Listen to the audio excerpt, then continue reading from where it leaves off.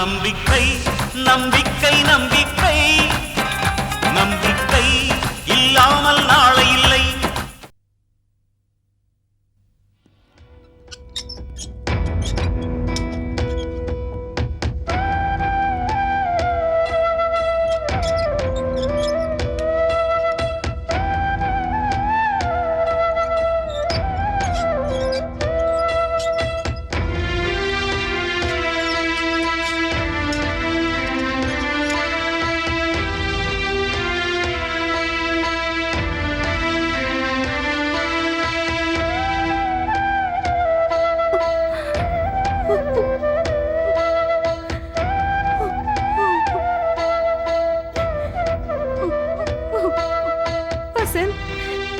பெத்த புள்ளப்பா, நீ பிறந்ததுல இருந்தே உனக்காக நான் கடவுளை வேண்டிக்கிட்டு தானே இருந்தேன். உனக்கு மட்டும் ஏன்பா இப்படி சோதனை வந்துகிட்டே இருக்கு? உன்னை இந்த கோலத்துல பாக்குறதுக்கா நான் இன்னும் உயிரோடு இருக்கேன்.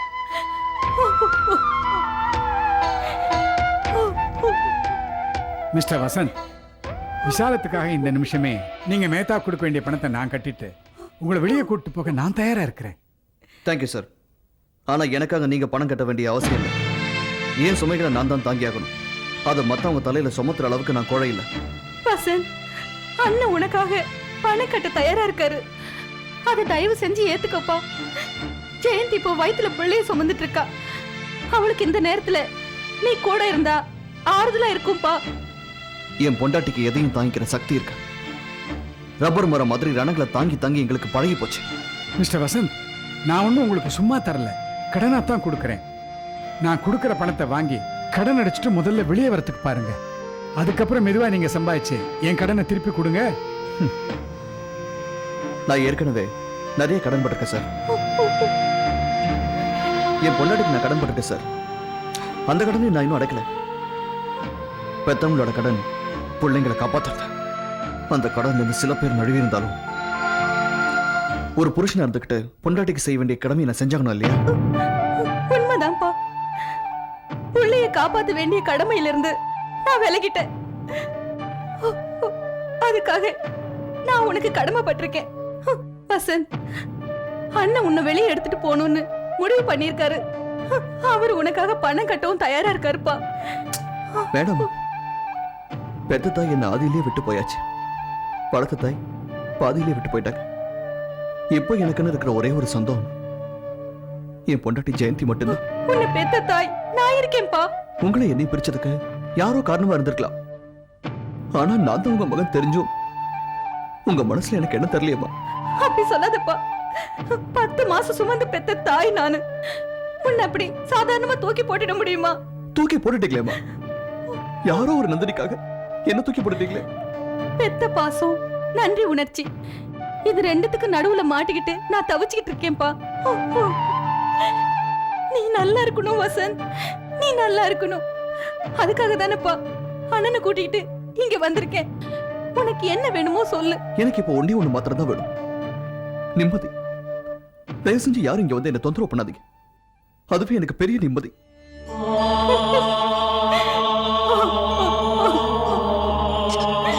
விஷாலா, மாமா போகல. பாத்தீங்களா அண்ணே, என் புள்ள கூட என்ன புரிஞ்சுக்கலையே. விஷாலம், காலம் இப்படியே போகாது, மாறும். வாமா போகலாம். Please come.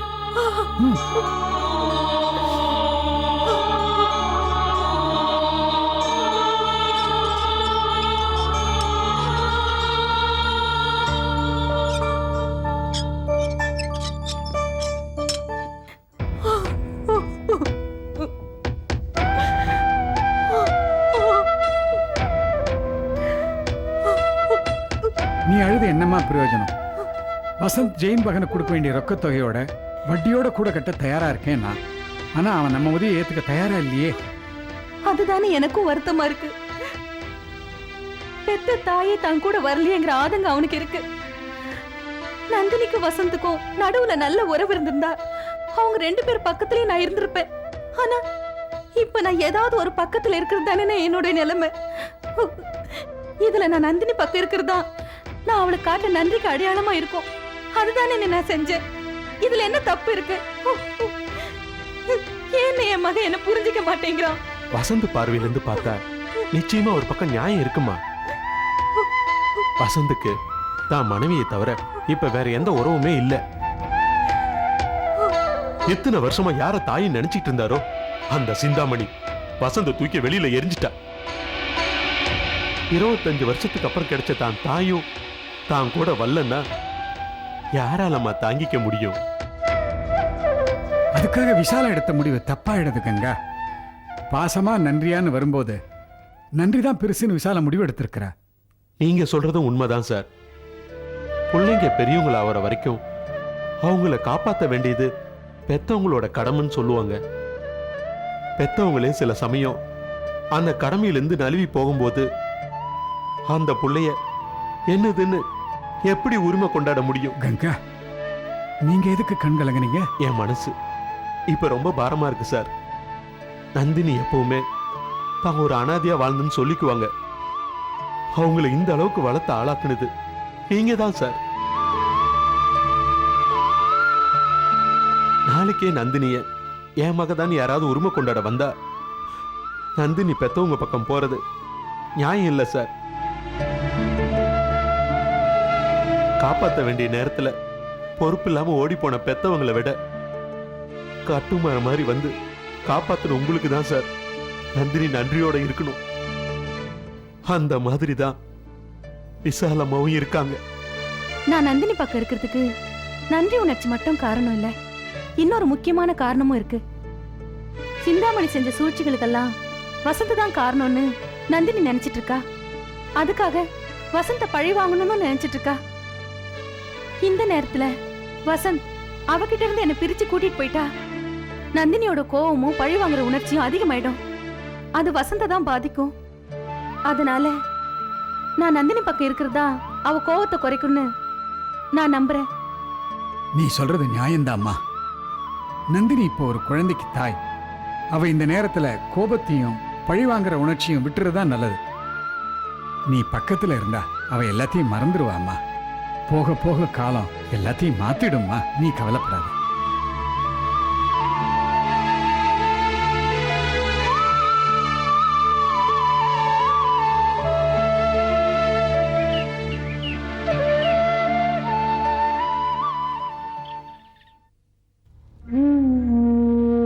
ஜெயந்தி வாங்க. ஜெயந்தி, அப்பா இறந்துட்டாருன்னு எனக்கு இப்பதாம்மா தெரியும். கேட்கவே ரொம்ப கஷ்டமா இருக்கு. நம்ம குடும்பத்துக்கு மட்டும் ஏமா இப்படி அடுக்கடுக்கா சோதனைகள் வருது? எனக்கு ஒண்ணுமே புரியல. கவலைப்படாதமா ஜெயந்தி, உங்க அப்பா தெய்வமா இருந்து நம்மளுக்கெல்லாம் வழிகாட்டுவாரு. சரி வாமா சாப்பிடலாம். எதுக்கு இதெல்லாம்? இருக்கட்டுமா, உனக்கு இருக்கிற மன கஷ்டத்துல நீ ஒழுங்கா சாப்பிட்டிருக்க மாட்டேன்னு எனக்கு தெரியும். இப்ப நீ நல்லா சாப்பிடணுமா. வாமா ஜெயந்தி. எனக்கு பசிக்கலத்த, நான் அப்புறமா சாப்பிட்டுக்கிறேன். கவலைப்படாதமா. வசந்த எப்படியாவது ஜெயிலிருந்து கொண்டு வரணும்னு நான் எல்லா முயற்சி பண்ணிட்டு தாமா இருக்கேன். சீக்கிரமா வசந்த் வெளியே வந்துருவான். நீங்க அவர் கூட வந்து இருப்பீங்கன்னு அவர் ரொம்ப ஆசைப்பட்டாரு. நீங்க வரலன்னு தெரிஞ்சதும் அவர் மனசு நொந்து போயிட்டார் அத்தை. வசந்த் கூட நான் இல்லைனாலும் என் மனசெல்லாம் வசந்த பத்தி தான் நினைச்சிட்டு இருக்கு. வசந்த் நல்லா இருக்கணும். இப்போ என்னோட பிரார்த்தனையெல்லாம் அதாம்மா. தாய் மனசு குழந்தா தன்னால எல்லாம் நடக்கணும்னு சொல்லுவாங்க. உங்க மனசுப்படி எல்லாம் நல்லதாவே நடக்கட்டும் அத்தை. வசந்த ஜெயில போய் பார்த்ததுல இருந்தே என் மனசே சரியில்லைம்மா ஜெயந்தி. எங்க குடும்பத்துக்கு சாபக்கேடா என்னன்னே தெரியல. வசந்த் குழந்தையா இருந்த போது மனநல காப்பகத்துல இரும்பு கம்பிகளுக்கு பின்னாடி நான் இருந்தேன். இப்ப ஏன் புள்ள வசந்த் ஜெயில இருக்கான். நான் மனசறிஞ்சு யாருக்கும் எந்த பாவமும் பண்ணல. எங்க குடும்பத்துக்கு மட்டும் ஏமா இந்த மாதிரி சோதனை வந்துட்டு இருக்கு? நல்ல தங்கால் காலத்துல இருந்தே நல்லவங்களுக்கு தான் அத்தை அதிக சோதனை வருது. ஜெயந்தி, வசந்த் மட்டும் தன்னுடைய பிடிவாதத்தை கொஞ்சம் விட்டு கொடுத்தா அடுத்த நிமிஷமே வெளியில வந்துடலாமா? ராம்கோபால் என்ன வசந்த் கட்ட வேண்டிய எல்லா பணத்தையும் கட்டுறியான்னு சொல்றாருமா. ஜெயந்தி, நீயாவது வசந்த் கிட்ட சொல்லி அவன் மனசை மாத்தக்கூடாதம்மா. இந்த விஷயத்துல அவரு ராம்கோபால் சார் உதவி ஏத்துக்காம இருக்கிறது தான் நல்லது அத்தை. என்னம்மா இது? நீயும் வசந்த் மாதிரியே பேசுறியே. நந்தினியை பத்தி புரிஞ்சுக்கிட்டதுனால தான் பேசுறேன் அத்தை. ஏற்கனவே என் புருஷனை எப்படியாவது பழி வாங்கி அவரை ஒண்ணும் இல்லாம பண்ணணும்னு நந்தினி எதிர்பார்த்துட்டு இருக்காங்க. இந்த நேரத்துல அவங்க எங்களை கேவலமா பேசுறதுக்கு நாங்களே ஒரு வழியை ஏற்படுத்தி கொடுத்த மாதிரி ஆயிடக்கூடாது இல்லையா? எனக்கு புரியலம்மா ஜெயந்தி. ராம்கோபால் சார் கிட்ட பணம் வாங்கி அது மூலமா அவர் ஜெயில இருந்து வெளியே வந்தாருன்னா அது ஒண்ணு போதும் நந்தினிக்கு. என் புருஷனுக்கு அவங்கள விட்ட வேற கதியே இல்லைங்கிற மாதிரி பேசுவாங்க. அவர் வெளியே வந்து அவமானப்பட்டு நிக்கிறத விட உள்ளே சுதந்திரமா இருக்கட்டும் அத்தை. என்னோட சொந்த முயற்சியில நிச்சயமா நான் அவரை வெளியே கொண்டு வருவேன். எனக்கு அந்த நம்பிக்கை இருக்கு.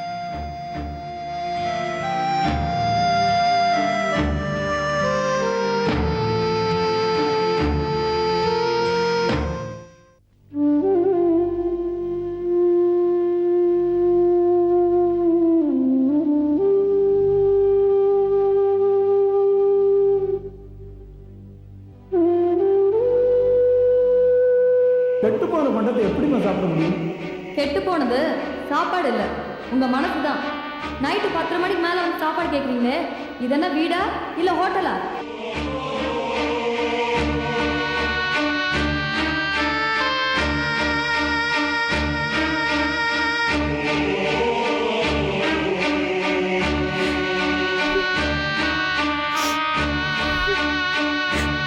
இங்க பாருங்க, ஏதோ வந்தீங்களா சாப்பிட்டீங்களான்னு இருக்கணும். அதை விட்டுட்டு அண்ணம்மா பத்தி பேசுறதெல்லாம் வச்சுக்காதீங்க. என்னமா நான் நீ இப்படி பேசுற? நீ இந்த வீட்டுக்கு வாழ வந்தவமா? நீ என் மருமகன், நான் மாமனன். நம்ம 2 பேருக்கு நடுவில் ஒரு வேலைக்காரி குறுக்க எதுக்குமா?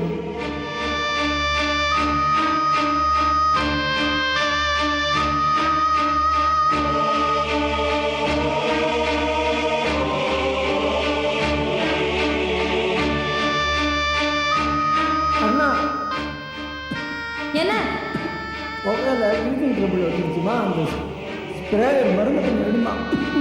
இங்க மருந்தெல்லாம் ஒண்ணும் இல்ல. அடடடா, உங்க தொண்டை தாங்க முடியல. கொஞ்ச நேரம் எங்களை தூங்க வரீங்களா? போங்க. வெளியில ஒரே பனியா இருக்கு. அந்த பனியை நனைஞ்சு இந்த ஆளுக்கு ஏதாச்சும் ஒன்று ஆயிடுச்சுன்னு வச்சுக்கோ, நாம தான் பதில் சொல்லி ஆகணும். ஆமா, பெரிய ஐநா சபை செக்ரட்டரி, இவருக்கு நம்ம பதில் சொல்லணுமாக்கும். இன்னைக்கு ஒரு நாள் அங்கே இருக்கட்டுமா, அப்பதான் இனிமேல் சீக்கிரமா வரும். நீங்க பேசாம படுங்கம்மா, ஒரு நாள் பனியில கிடக்கட்டும், என்ன ஆயிடும்? ஆமா ஆமா, எப்ப பார்த்தாலும் இந்த ஆளுக்கு ராத்திரில வந்து கதை தட்டுறது தான் வேலை.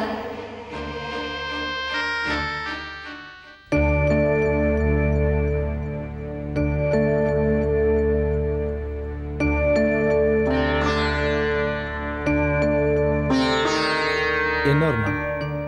என்னாச்சு? மாமாவை நான் ரொம்ப கொடுமைப்படுத்திட்டேங்க. அவர் நம்ம கூட இருக்கும்போது அவருடைய அருமை எனக்கு தெரியாம போச்சு. எதுவுமே அப்படிதான் அருணா. பெரியவங்களோட அருமையும் பெருமையும் அவங்க போனதுக்கு அப்புறம் தான் தெரியும் போல இருக்கு. அந்த அண்ணமா தாங்க என் மனசை மாத்தி மாமாவை கொடுமைப்படுத்த வச்சுட்டா. உனக்கு எங்க போச்சு புத்தி? நல்லது கெட்டதை நீ தானமா நினைச்சு பார்க்கணும். அப்ப எனக்கு இவ்வளவு அனுபவம் இல்லைங்க. படிச்சு முடிச்சதும் நான் உங்களை கல்யாணம் பண்ணிக்கிட்டேன். காலேஜ்ல எல்லா பொண்ணுங்களையும் டீஸ் பண்ற மாதிரி தான் மாமாவையும் பண்ணிட்டேன். இதெல்லாம் தெரியாம தாங்க செஞ்சேன். சிந்தாமணியோட பொண்ணுங்கிற திமிர் வேற என் மனசுல இருந்துச்சு. இப்பதாங்க எனக்கு எல்லாமே புரியுது. இப்ப புரிஞ்சு என்ன பிரயோஜனம் அருணா? அப்பா திரும்பி வரவா போறார்? வாழ்க்கையில எல்லாத்தையுமே தப்பு தப்பா செஞ்சுட்டு பின்னாடி வருத்தப்படக்கூடாது. நாம ஜெயிலுக்கு போய் உன் அண்ணனை பார்க்க வேண்டாம்னு சொன்னேன். ஆனா நீ உன் அண்ணன் மேல இருக்க பாசத்தினால அவரை பார்க்கணும்னு சொன்னேன். போனோம், என்னாச்சு? ஜெயில பர்மிஷன் கிடைச்சும் அண்ணன் நம்மள பார்க்க மாட்டேன்னு சொல்லிட்டாரு. அவர் நம்மள பார்க்காம திருப்பி அனுப்புவார்னு நான் கொஞ்சம் கூட நினைக்கலங்க. வசந்த பார்த்து அவருக்கு ஏதாவது உதவி பண்ண முடியுமான்னு பார்க்க போனோம். கடைசியில நானும் நீ அவமானப்பட்டு திரும்ப தான் மிச்சம். நம்மள அவமானப்படுத்தணுங்கிறது அண்ணனோட நோக்கமா இருக்காதுங்க. அவர் வாழ்க்கையில நொந்து போயிருக்காரு. இந்த நேரத்துல யாரையும் பார்க்க வேண்டாம் நினைச்சிருப்பாருங்க. இல்ல அருணா, அவங்களுக்காக நம்ம கிட்ட இருந்த மெக்கானிக் ஷெட்டையும் நான் வித்துட்டேன். அந்த பணத்தை எடுத்துட்டு போய் நான் ஜெயந்தி கிட்ட கொடுத்தேன். அதையும் வாங்கிக்கல. இதுக்கு மேல நம்மளால என்ன செய்ய முடியும் அருணா? என் தங்கச்சி வாழ்க்கையை நினைச்சாலே எனக்கு ஒண்ணும் புரியல.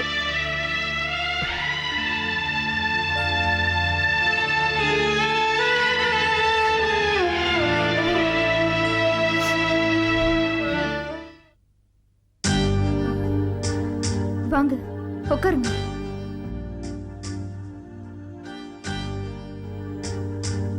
ஜெயந்தி, நீ எப்படி இருக்குன்னு என்னால் கேட்க முடியாது. உங்கள் அப்பா இறந்ததுனால நிச்சயமாக உனக்கு வருத்தம் இருக்கத்தான் செய்யும். ராமையாவும் நானும் 25 வருஷத்துக்கு மேலே ஒன்றா வேலை செஞ்சோம். பழகிறதுக்கு ரொம்ப நல்ல மனுஷன். அவருக்கு இப்படி ஒரு முடிவு வந்திருக்க வேண்டாம். ஏம்மா, இந்த ஆக்சிடென்ட் எப்படி ஏற்பட்டுச்சு? யார் வண்டி மோதிச்சு? ஏதாவது தெரியுமாமா? தெரியல. என்ன பொண்ணுமா நீ? தெரிஞ்சிருந்தா நஷ்ட ஈடாவது வாங்கலாமே. என் அப்பாவோட மரணத்தை யாராலையும் ஈடு கட்ட முடியாது. அதுக்காக அதை அப்படியே விட்டுறக்கூடாதுமா. அப்பாவே போயிட்டாரு. யார் என்னன்னு கண்டுபிடிச்சு என்ன ஆக போகுது? ராமையாவுக்கு உண்மையில பாசம் அதிகம். ஆபீஸில் கூட எப்ப பார்த்தாலும் உன்னை பத்தி தாமா பேசிக்கிட்டே இருப்பார். இன்னைக்கு என் பொண்ணு ஜெயந்தி பால் பாயசம் வச்சா. என் பிறந்த நாளைக்கு கோயிலுக்கு போய் அர்ச்சனை பண்ணிட்டு வந்தான்னு வாயை திறந்து பேச ஆரம்பிச்சா உன்னை பத்தியே தாமா பேசிக்கிட்டு இருப்பாரு. அதாதம்மா, பாவம். நீயே துக்கத்தில் இருக்க. நான் வேற ஏதோ பேசி உன் துக்கத்தை அதிகப்படுத்திட்டேன். ஏம்மா, வசந்த் சாரை பத்தி ஏதாவது தெரியுமா? அவரை ஜாமீன்ல எடுக்க முயற்சி பண்ணியாமா? என்னால முடிஞ்ச அளவுக்கு முயற்சி பண்ணிட்டு தான் இருக்கேன். சிந்தாமணி அம்மா நினைச்சா ஒரு நிமிஷத்துல வசந்த் சாரை வெளியே கொண்டாந்துடலாம். அவங்களுக்கு தான் மனசே வரலையம்மா. வசந்த் சார் சம்பாதிக்கும் போதெல்லாம் இஷ்டத்துக்கு நல்லா அனுபவிச்சாங்க. அதுக்கப்புறம் கொஞ்சம் கூட மனசாட்சி இல்லாம கருவேப்பிலையை தூக்கி எறிகிற மாதிரி அவரை எரிஞ்சிட்டாங்களேம்மா. அவங்க மனசு அவ்வளவுதான்.